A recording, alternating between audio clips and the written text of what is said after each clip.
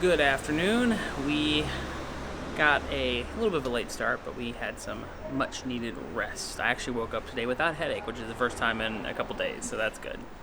We had a really lovely breakfast at a little cafe. We got some laundry done, and now we are heading to a really awesome place that has been a mausoleum, a prison, an escape for popes, papal apartments, and now it's a museum.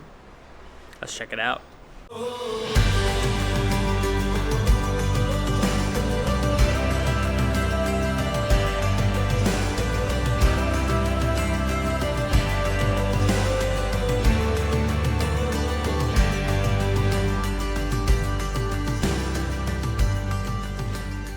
We're just waiting on our Uber to get here. 10 minutes to go. He was 9 minutes away, now he's 10 minutes away, so he has some explaining to do.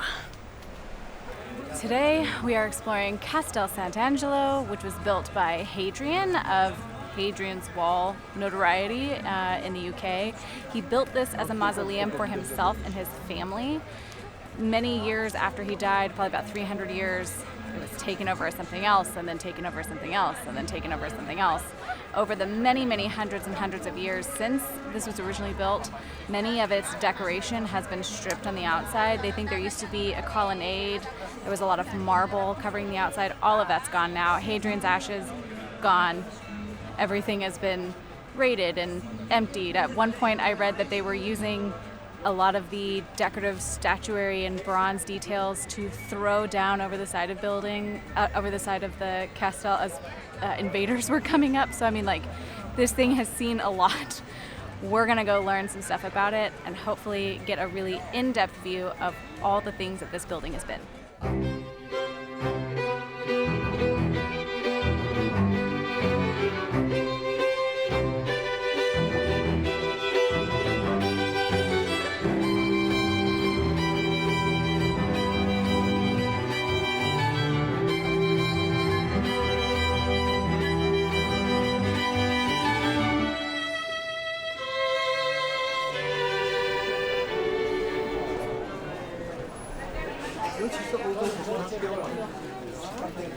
Okay, so we just went through the little line. If you have the Roma pass, you have to go to the counter in the reservation line. If you don't, then you just literally kind of come into the building, take a sharp turnaround to the right and scan your phone ticket under the little scanner. If it's really busy, one of the ladies just pulled us aside, scanned it, and told us to go another way. But super, super quick and easy. Definitely buy your tickets in advance. Definitely when you come in, look for a map because this place is massive and there's so much history there that you'll definitely want this, so that way you know what you're looking at, because a lot of times I'll look at things, I'm like, I wish I had more information about that. This is what you need.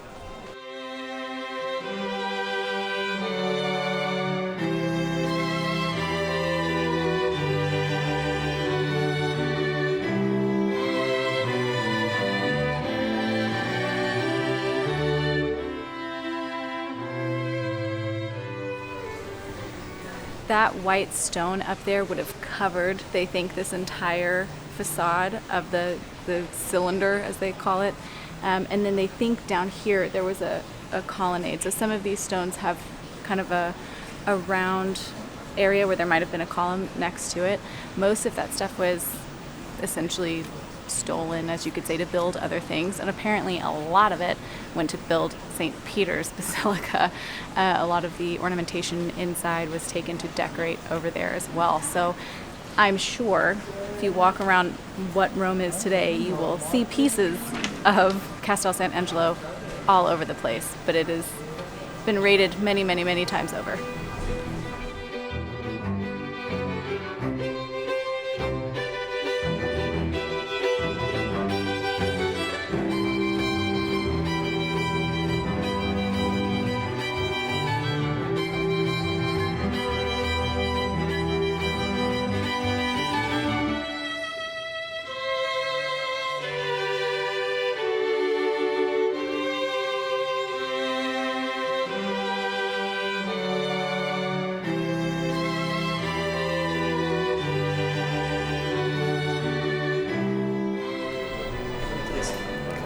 Said it before, I'll say it again.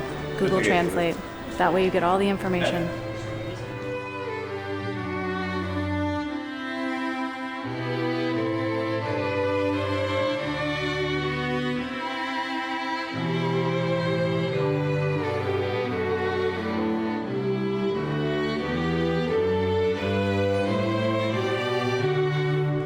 we've just entered inside. This is the atrium. The large alcove behind me held a colossal statue of Hadrian, and you can tell by all the holes in the wall here that this used to be covered in marble. That was kind of where the iron clamps would go to support all of the marble pieces.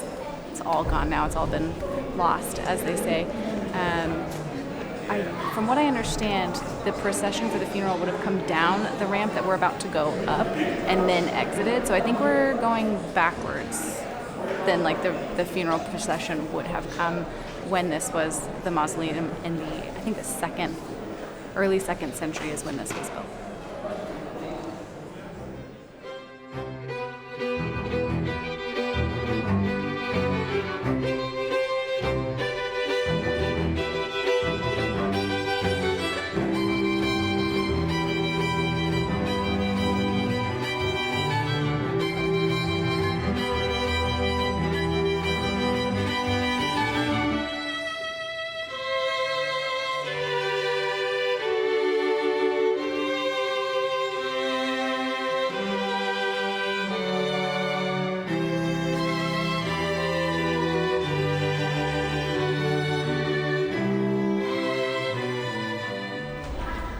That is part of the original floor. When it was first built, there was like a runner of travertine, which is that same white stone that was in the atrium, and lining both sides there were black and white mosaic tiles, which is what that is, that's still here. I stinking love this. This is amazing.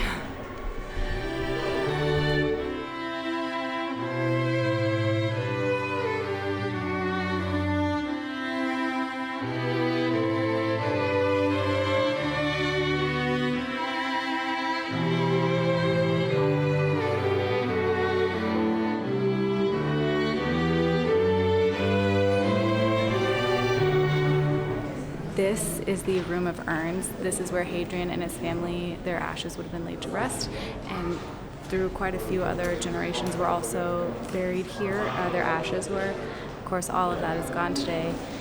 Again, this room would have been decorated in marble, as you can tell by the holes in the wall where the hooks would have gone to support the marble slabs. And I think Hadrian was on this side where this commemorative plaque is. I think that's where his ashes were.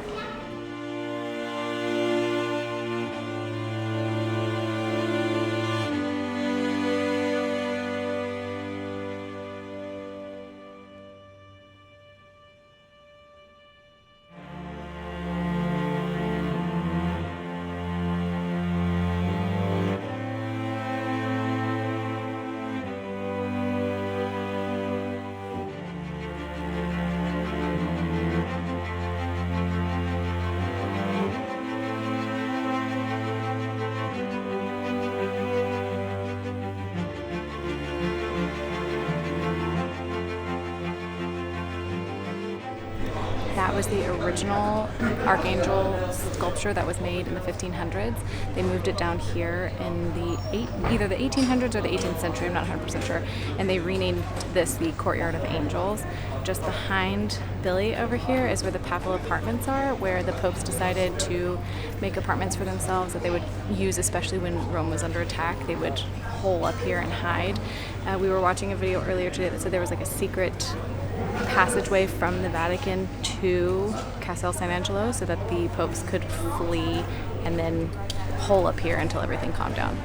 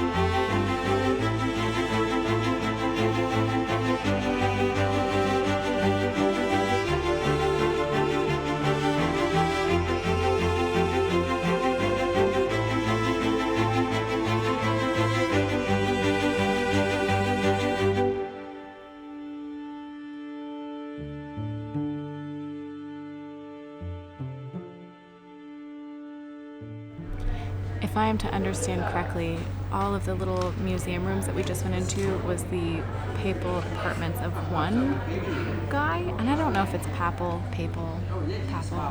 I've heard both. It's going to be different every time. I'm sorry.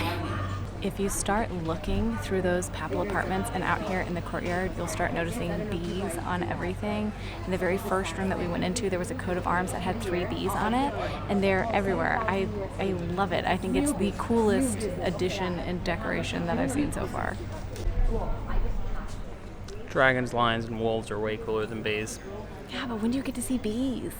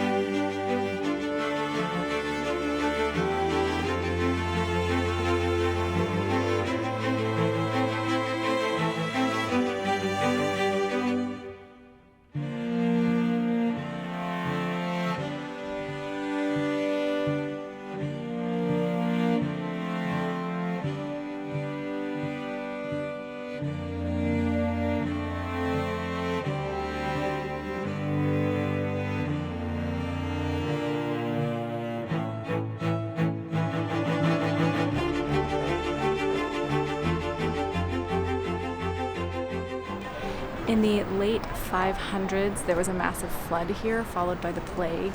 As a way to end that, the Pope had decided to do a bunch of processions back and forth and praying and all sorts of things. And on one of these processions, he saw the image of the Archangel Michael on top of the castle here, which is why there's a statue up there. That's where he saw the Archangel, and he took it as a sign that the plague was going to end. And as the records indicate, that's exactly what happened. So that's why there's this giant statue of Michael. In that vision, he saw the Archangel wiping off his sword and sheathing it. That was the symbol that he understood, meaning that the plague was over. And so that's why the statue on top of Castel Sant'Angelo is the Archangel Michael sheathing his sword.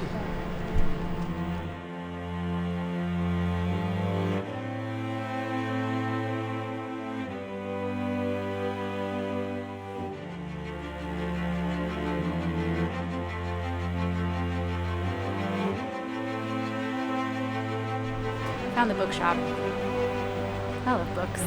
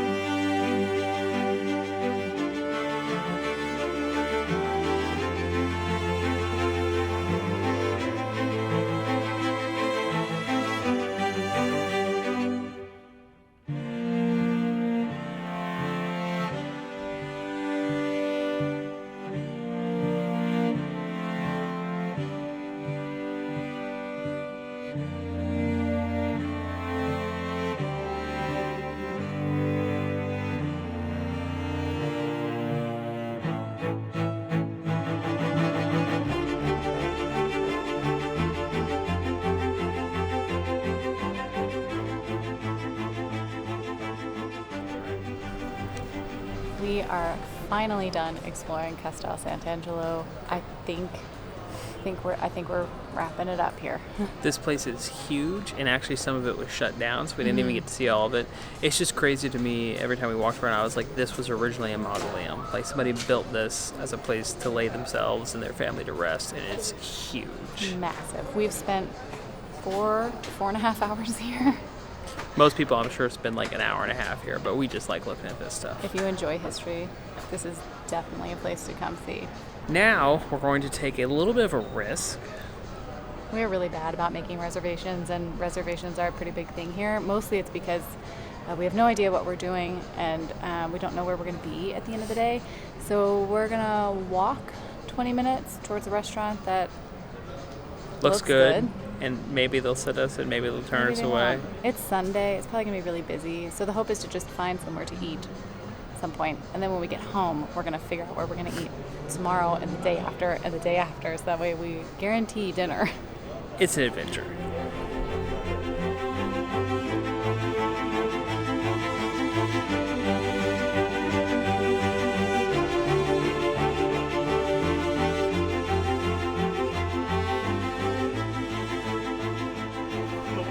That went about how I thought it was going to go. There wasn't an option to book on the app that we were looking at, but apparently you can book online. But they don't have any availability until October 22nd. So we're going to start walking towards the Airbnb we're staying at and just checking in places that we see. See if we can find something. Maybe we'll eat tonight, maybe we won't. I'm sure we'll find something. Worst case, we just stop in at a little grocery shop and buy some pasta. We'll find something. Okay, food update. I think we got it sorted.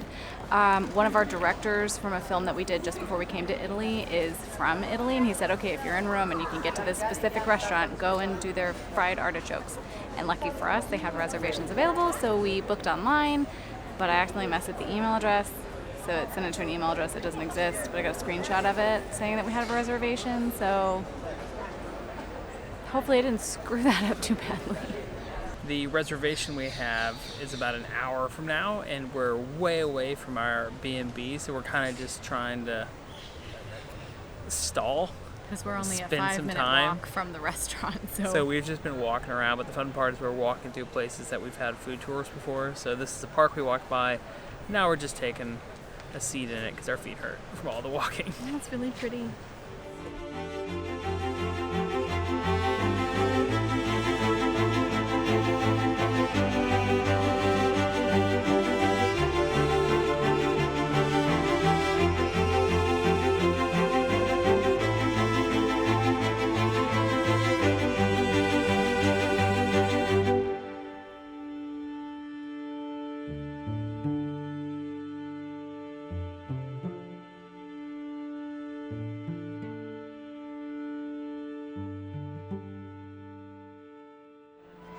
On our first food tour, we walked by this temple. It is the first temple that was dedicated to a woman in all of Rome, and it just so happens that the restaurant we booked reservations at is right next door.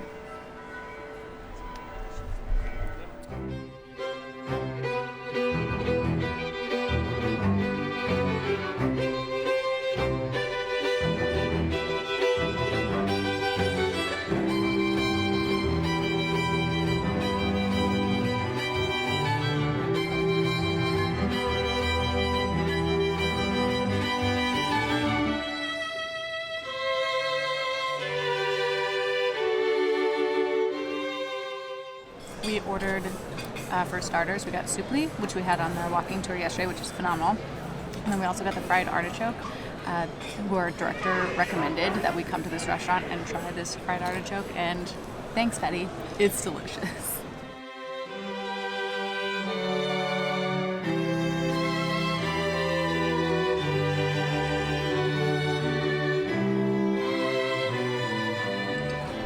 Lemon sorbet every time. And Billy got the traditional cake that we had on our first food tour. That's like the pastry and the wild cherry and the ricotta and the pastry. Very, very good. What a night. What a night. Sorry I didn't film much. We sat next to a couple that was American, which I was a little bummed about at first. No offense, guys. Because I was like, man, what if they were Italian? That'd be cool. But then, of course, we start talking, and we just had so much in common, and they were so nice. Anthony and Wendy. Thank you Were guys. amazing. We had the greatest time talking with you. We had an incredible time. Thank you guys so much for everything. I hope one day we find ourselves in your neck of the woods, and I hope that you guys find yourselves in our neck of the woods. Go to Hawaii. And Do it. honestly, this is one of our favorite parts about traveling. Is sometimes you'll meet people even from where you're from, you know, like the U.S., that you have so much in common with that you would have never met in the U.S., No. but you meet randomly in Italy, and they were just great, and they made our night. And did. now, What a beautiful night of conversation.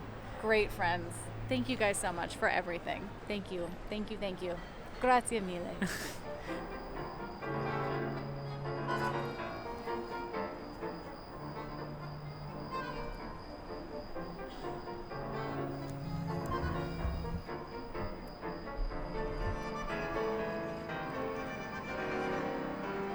Free concert.